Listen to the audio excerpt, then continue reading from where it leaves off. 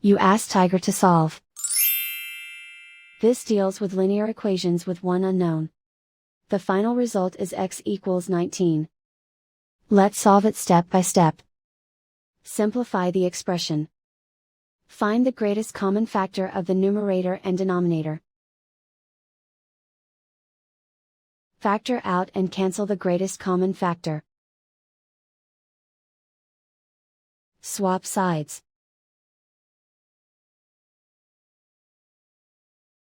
Isolate the x. Multiply both sides by 20. Group like terms. Multiply the coefficients. Simplify the fraction. Multiply the fractions. Simplify the arithmetic.